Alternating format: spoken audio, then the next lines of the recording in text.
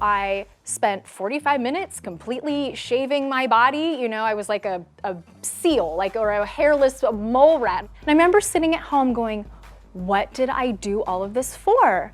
What was the point of all this? Body hair. We all have it. On our pits, on our legs, on our faces. It's everywhere. Body hair can be a political, sexual, or social tool. So for millennial women, it can be hard to know what to do with it. Is it anti-feminist to shave our body hair to fit patriarchal standards of beauty? What if we just like the feeling of a smooth, hairless leg? What is influencing the choices we make about ourselves?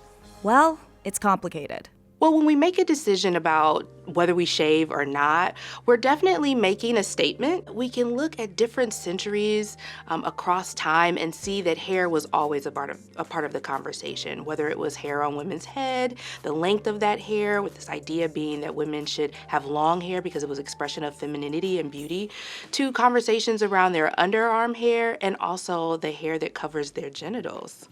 I just closed my butt cheeks and it got the cream inside my butthole.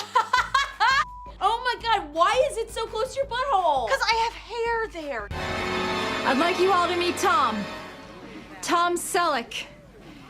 He's my mustache. We can't have a conversation about beauty culture, body hair, without talking about capitalism, especially in the late 20th and early 21st centuries, because the beauty industry seems to have expanded and we are inundated with ads about our hair and our makeup. Misogyny is all over this conversation because ad agencies were founded by men. When products were being put forth to American consumers, it was men behind the scenes who were shaping what those ads should look like.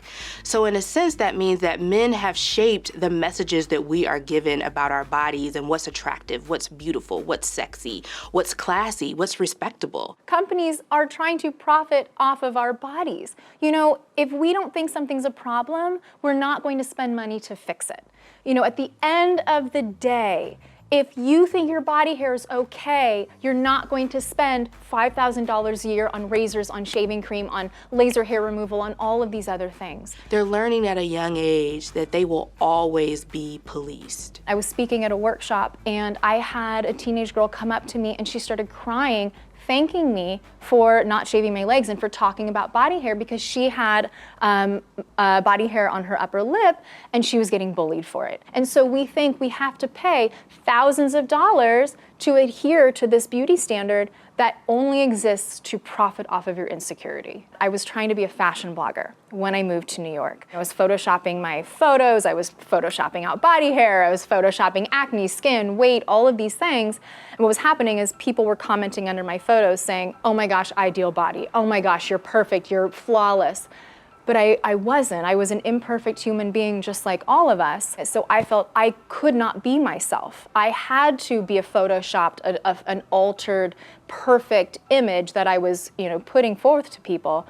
But also, I was causing other people who were viewing my photos, I was causing them to hate their bodies as well. My story with body hair was actually, that kind of was an overnight thing. I think the ground was, the path was laid to where I had an understanding of feminism and I had an understanding of body image issues. But I had a date and I had seen this person a couple times and I thought that we were gonna end up going home together. I spent 45 minutes completely shaving my body. What happened was the guy ended up being a jerk.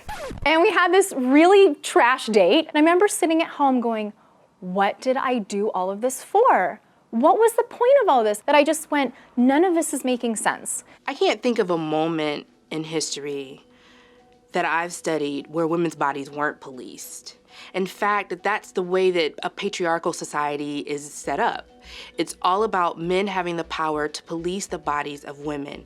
And an unfortunate byproduct of that is that oftentimes women internalize that misogyny and that patriarchy, and they therefore then start to police other women's bodies as well as their own bodies. The only body I can control is mine. The only person I have control over is myself. I cannot tell other people what they can do with their bodies. I found that it comes down to a personal choice.